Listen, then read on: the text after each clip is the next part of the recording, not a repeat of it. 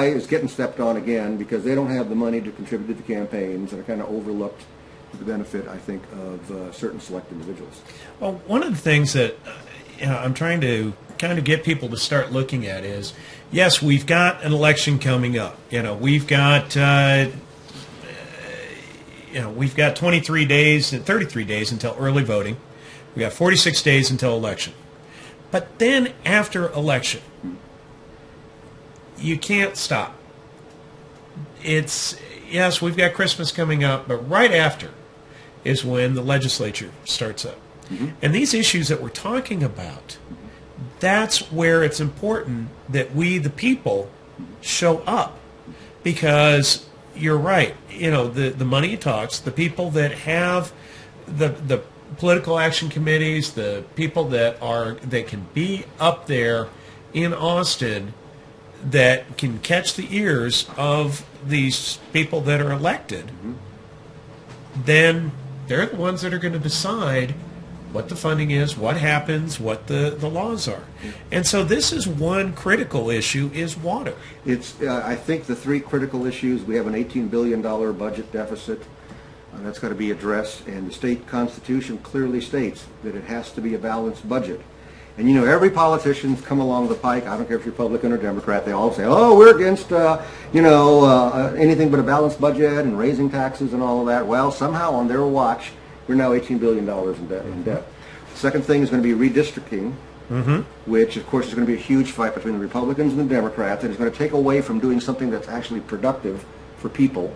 I would personally like to see that a non-partisan method be used to where they don't do this infighting all over the place to try to, protect their own turfdom. We don't have people running off to Oklahoma. Exactly. I think they went to New Mexico one year too, actually. Yeah, that was. And the third thing, of course, is going to be water. Obviously, without water, you can't live and survive, and so it's going to be. And the pipeline's going to be an issue, and actually one person, Senator Wentworth, I believe is going to try to introduce, in raising the cap even more, allowing more drawdown. I'm not sure what the reasoning behind that is, but you just can't keep doing it and still maintain the flow for everybody. When you have a drought, there's critical periods. That spring flow has to be maintained for the endangered species, so it's the people who will have to cut back. And yeah, one can say, so what if I cut back on watering? But I mean, it can get a lot worse than just watering your lawn. It can be actually a lot more things. Well, we were real close, with the drought that we've had over the past years. And, okay, so now we've got El Nino. But coming up in another couple of years, we may cycle back. Who knows? Sure. The big question is we still really don't know the full workings of the aquifer. No. And, it's one of those issues that keeps coming up that people are questioning. If we're making decisions, we're kind of shooting darts in the dark here. We're not really sure what we're going to hit. There is truth, and of course people are saying, well, we can have like recharge zones and we can kind of like pump water back into the aquifer. A lot of scientists say, well, no, that doesn't really work. And I'm told, too, that sometimes if it gets too low, it never fully recovers that area of the aquifer because saline water gets in and it could be ruined forever. And so it's a very, very critical issue. And once again, there's a lot of controversy, but the bottom line is I like to always follow the money. Yeah. And find out what's going on there and who's being hurt by it and who's being helped and is it just and is it fair. And so, like, while this isn't your issue, but in the rest of my district that isn't on the Edwards Aquifer, there are groundwater management districts being formed.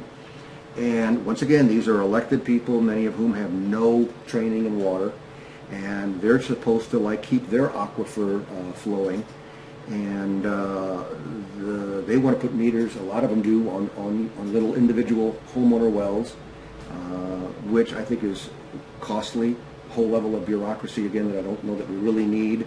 And they had a big meeting where about 9 of these groundwater districts got together. I attended it, and the idea was, can we allow more to be drawn down than what we've established, and if so, how much? And it was from 0 feet to 40.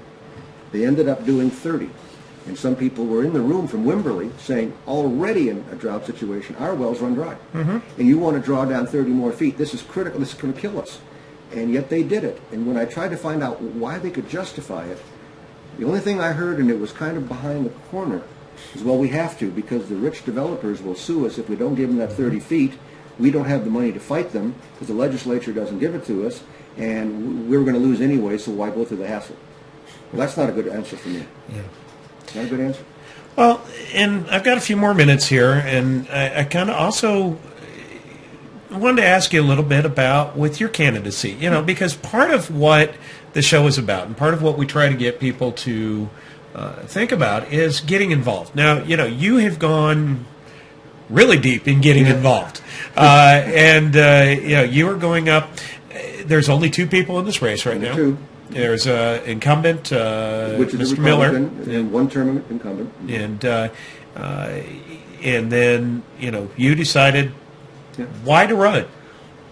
Well, I shouldn't say everybody, that's pretentious, but like a lot of people. I'll watch CNN, then I'll watch Fox, then I'll go to WOAI, then I'll watch KENS, then I watch ABC News or whatever. And every day I'm getting madder and madder and madder. And I remember the movie Network, where, Howard Beale, the character, screams, "I'm mad as hell and I'm not going to take it anymore."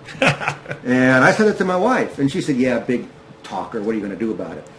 And I said, "I'll show you. I'm going to run for office." And then she went, "Oh, no." Because I've never done this before. I never even thought about running before. But there's a scale, and the extra grains of sand tipped me over. And I said, I'm going to run. I'm going to run as an independent, and by God, I'm going to make noise.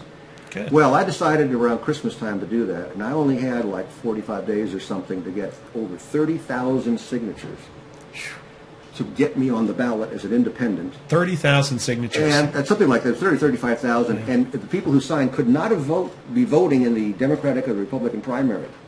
Now, that's almost an impossible task. One of the things I would want to do as a legislator is introduce a legislation where ballot access is easier for people to run as third party or as independents. But anyway, so the only way I could get on the ballot and actually do what I said, bragging to my wife, was, the Libertarian Party. So I looked at their platform, and there's a famous saying that only two libertarians in the world agree on everything, and I'm not one of them. But for the most part, I said, yeah, that makes sense. So I went to them, and they said, we really want people in the state race. We've never had a Libertarian candidate ever elected to the state of Texas legislature.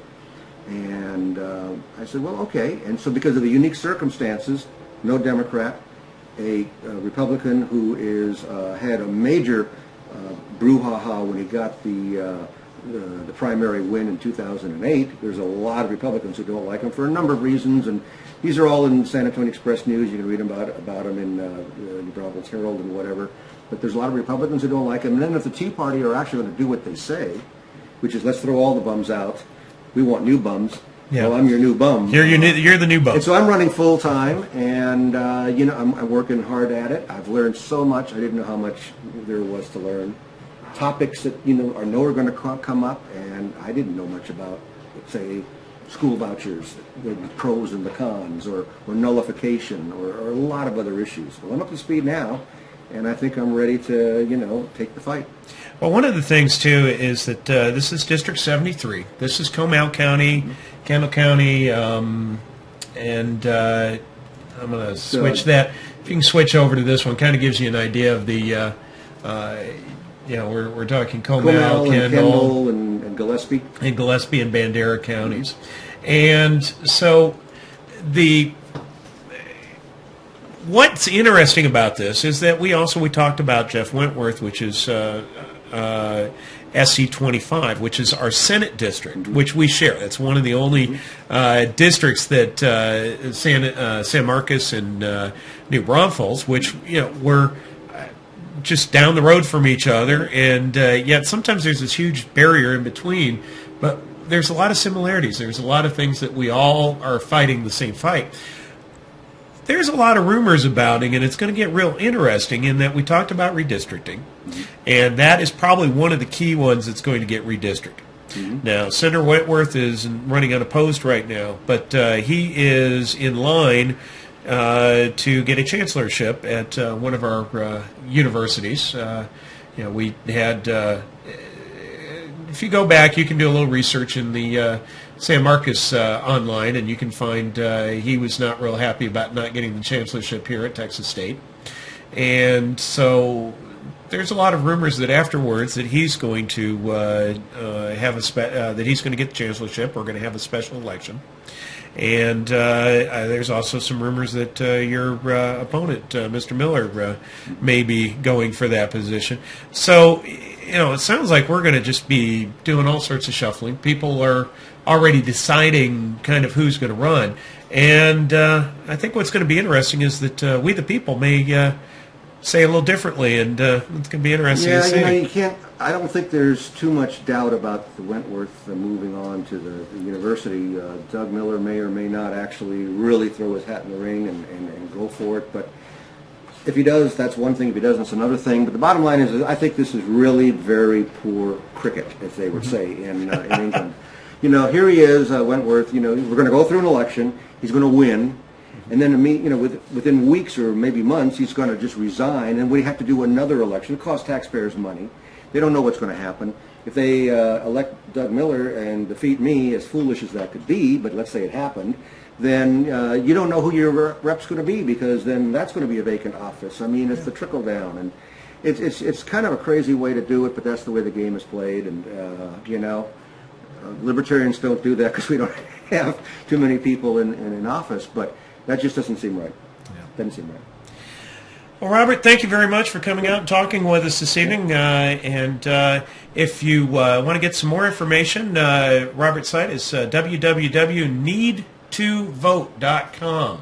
And right there for you. And go to that site. You can get some more information. And if you want to contact Robert, I have a feeling that he's the kind of candidate that's willing to talk to you a little bit, and I have a feeling even after he's elected. Well, we've been having some fun. If you go to the website, you'll also see some very humorous things. I quote, besides Thomas Jefferson and the usual suspects, I quote Frank Zappa, Groucho Marx. I quote Lily Tomlin, because they say what I want to say, but they say it maybe in a more humorous and fun way. So we try to have a little bit of fun. That's what we try to do with the show, and do a little different. So, Robert, thank you very much. Appreciate it. Thank you. Okay. Well,